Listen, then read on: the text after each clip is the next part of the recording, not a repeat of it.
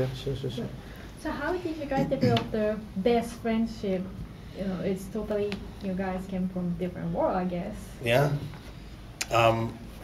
It's one of those things that you hope for. You can't know until you meet somebody if you're going to hit it off or not. It's like, it's a really important ingredient to just roll the dice with, but unfortunately that's the only way to do it, is hopefully find two actors that will get along, and we did, and it was magical.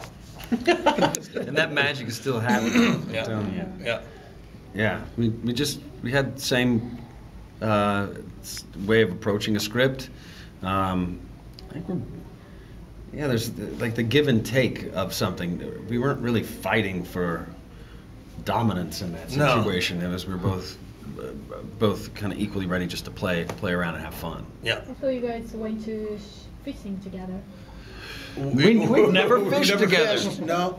We've had fish together once at a restaurant. Where you eat food. Yeah. But that's it. That's we did not fish. No hanging out together? We did hang out. Oh yeah, in Calgary we hung out a lot. But there was no fishing at the casino. No, they didn't do that there. No fishing at the bar. Yeah, no. But it did have a fish tank. Yeah. By the door, so. And we also we spent a lot of time one-upping each other with our musical knowledge. Oh yeah. So a lot of iPod doc battles going on. My turn next. We had like a 2-song minimum that you had to be able to play 2 songs, and I got cut off because I would always stop mine after they were playing for about 30 seconds because I wanted to get as many songs in as I could. I think at one point Alan said, "You have to let me listen to the whole song. You can't just play me the first 30 seconds and change it up." Yeah. So can both of you talk a little bit about the way that you create the characters? Because I mean, some actors say that everything is in the script already, but I don't know if you watch some movies, because this movie is always like a kind of a parody of subversion of all the movies, and then there's stuff like related to real people. So I don't know if you did any research. Did you talk to anybody besides watching all the movies? I don't know. Can you talk a little bit about that? So how we approach the characters, I mean, a lot of it was on the page. I mean, they're called hillbillies by the college kids, but they're really just a couple of good old boys who just want to go fishing and hang out at their cabin for as long as possible, have some beers, and the movie was really about our relationship. So much of it was our relationship. There is a romance in it with Katrina and his character, but there's also such a great bromance with the two of us. We have good menergy. Yes, we have a lot of we have good menergy. That's mine, by the way. I like you that. Copyright that one. He's got great words, man. He comes up with. You wonder where all those things come from? Right here. Yeah, so it was kind of just in our friendship, and just being good old boys. We didn't have much to do. Just no agenda. I mean, there was no. Yeah. We don't like these Everything characters don't have an agenda. Us. It's reacting. The whole movie is reacting. Yeah. And that was our only challenge when the movie was to authentically react to a really fucked up situation, and hopefully it'll be funny because everybody else in the movie is just blown out of proportion, you know what I mean? And then there we are on the center, just the most confused that two human beings could ever be, and I think that's sort of. So you didn't watch any movies or just talk with? There was a little bit of that. Alan, I think, did more than me, but he was kind enough to pass on a couple of the worst ones. Yeah, Hills Have Eyes, and this one called Lake House or something. It was just awful. But it's all just it's like who can do the most gross thing now? Who it doesn't have to have anything to do with there's like a machete rape or there's it's just horrible things. Machete rape was that?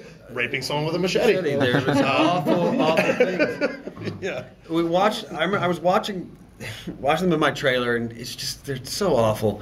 And then realized I don't have to watch these. We're not those guys. We're not those guys. It's the college kids that have to watch these. So I handed them all over to those actors and said, "Here, believe in this myth because we don't, and you're the ones who buy into it. When you look at us, you see this machete rape, and we may have a machete, but that's not we're what not we do going to with rape it. you with No. it. We clear brush. Yeah. With our machetes. How much freedom did the director give you? A lot. Yeah, he was really super collaborative, we were all, but yeah, Yeah, he was very he let us he was very open to hearing our input. A lot of times when you have a writer director, they are very protective of their words because they've shepherded this baby of theirs for years before you've ever seen it. Everything that goes into the movie that you don't even realize, and then in come a couple of guys and go, you know what you need to change is this and this and this. But it was really from the beginning. We had one day where we got to sit around a table and go through the script, and everybody approached it with the same sort of, oh, I've got an idea. Will this make that clearer? Will this make that better? Or can I do this in this moment? Is this a way to show that?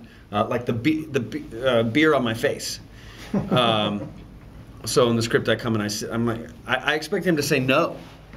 Can I please, if I check to see if the makeup is waterproof, if I could do that? And he was like, oh yeah, that sounds good. We'll do that.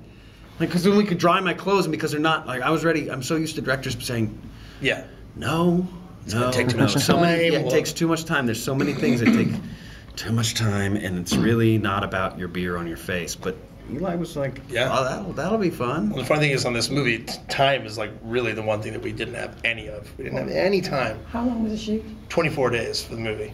And there were things being slashed left, right, and center that we just didn't have time to shoot. They had the money, but just didn't have. We just didn't have the schedule. We didn't have the time. But oddly enough, there seemed to be this attitude of, okay, well, if we slow down right now in between takes before we start this scene, and Alan and Eli and I would talk about what we were going to do, and we would throw ideas at each other and really have a little mini powwow. Somehow it helped expedite the shooting of the day. You know what I mean? I was like, if you just slowed down for a second and took the time to communicate about what we want to do, when we shoot it, we could do things in one take because we'd already discussed how it was going to go. And then, if we got another take, we would throw in ad libs and do whatever. But it was a very dignified way of shooting a very small, low budget movie. Yeah. When you think of going from something from like Planet of the Apes or the orgy movie, that kind of thing, and then you come do something like this, one for them, one for I got us. this. Yeah. Please, because I'm lost. I don't know what movies he's talking about. Talk about that feeling of where this budget was what the catering would be on Planet of the Apes. Right. Yeah. What does that do for your psyche? My psyche and I don't speak to each other anymore. We're not on good terms. But no, the one for them, one for you thing that you're talking about is like, I would love to sit here and say, oh yeah, I chose this. It's like I just take the movies that I can get. I like the ones that and I'm lucky enough that a couple movies I've done have been big budget ones. A couple have been more creatively fulfilling for me. But it's I'm still at that phase in my career where I'm like, if there's a movie that I like that's coming my way, I'll do it. I'm not so choosy with things, but fortunately I've had a couple really good ones kind of fall in my lap and come my way. If that answers your question at all, you can use some of that. So. Oh, you're from Texas, so you probably respond on that also.